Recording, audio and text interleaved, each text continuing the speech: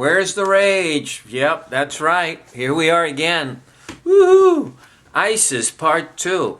As you see, we're bombing ISIS now. We're bombing them, pushing them away.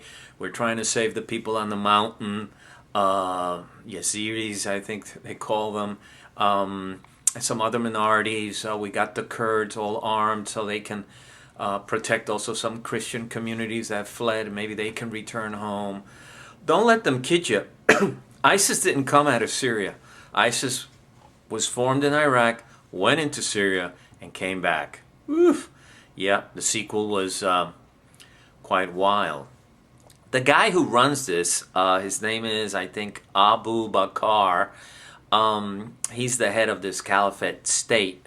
It's an Islamic state, which goes back to pure Islamic terror. Because, you know, if you read the Quran, if you ever want to read a very interesting religious book, the Quran is very interesting. And you see there, it talks about rights of women. It talks about a lot of things that were very important that you realize that the extremists are not doing. That's not particular to the Quran, you know.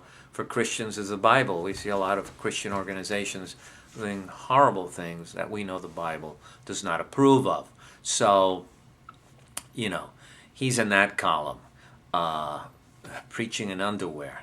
But if you notice, they have a huge military machine. A lot of the weapons were our weapons. They've seized them. They've got tons of money. Banks in Mosul, I think they took all the money out of the bank, etc., etc. Abu Bakr reminds me of, here's Abu Bakr, but Abu Bakr reminds me of something a little bit similar to this. His name was Pol Pot. He was out of Cambodia. Here's a picture of Pol Pot. Interesting. A real aparatichnik a la Asian. Pol Pot, like Abu Bakr, wanted to start a whole new world. And his first day in power, according to him, was the first day of history. Everything else would be erased or forgotten. He took all the intellectuals and pushed them all into the fields to work themselves literally to death. Some people said he killed as many as 3 million people. I think the conservative estimate is about 1.7 million people.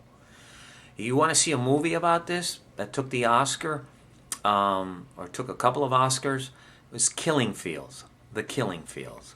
He left enough bones, as you can see in these pictures, to build cities out of bones, roads out of bones.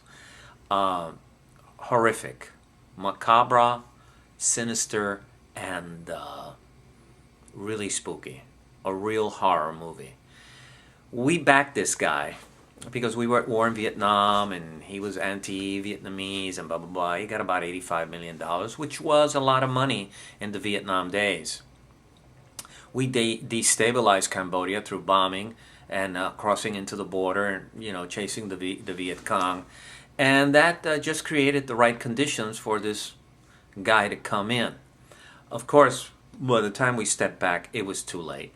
The monster was unleashed on Cambodia, and the rest is history. The Khmer Rouge, it is French, rouge is for red. The Khmer Rouge, yes. Eventually Pol Pot died in the jungle. I guess history says he committed suicide, but most people believe he was poisoned. He died in the 90s. Quite crazy.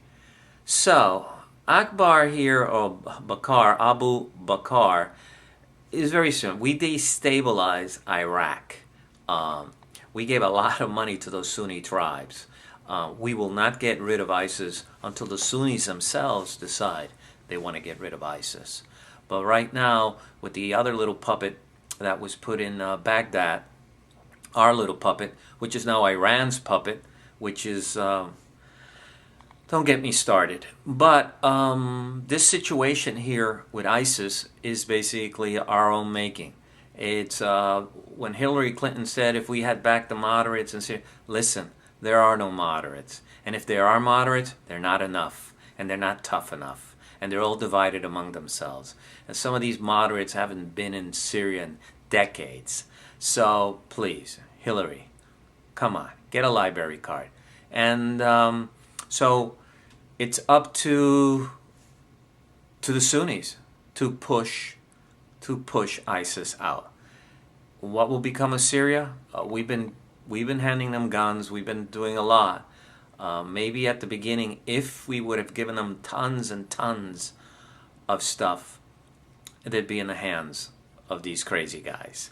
And if we would have brought down Assad, the massacres would have started in Syria, deep in Syria, where there are lots of Christians, lots of Alawites, etc., and worked itself to where it's at now. So now the Kurds are trying to take that dam, which is damn big, and it gives a lot of electricity, water, etc., etc. So stay tuned. We'll find out. Can we destroy ISIS with no troops on the ground? Well, if the Kurds become our troops on the ground, maybe we have a better shot. But we have created a hornet's nest from Afghanistan all the way to Iran, my friends. And, doesn't look good. But keep your fingers crossed. And remember, where's the rage? That's it.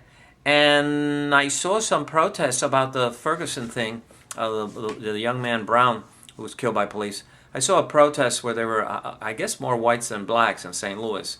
And I think that was very encouraging, because whites realize, as we had said before, that the African Americans are part of the tapestry.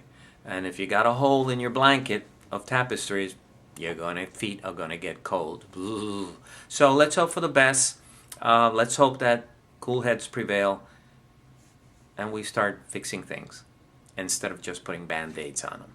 And I will see you. Remember, subscribe. Please subscribe. And also, firstcoast.tv is working hard to come up on the web. And remember, if you have a comment, where is the rage at firstcoast.tv? That is our email. Love to hear from you. And long live the revolution. Catch you later. Bye-bye.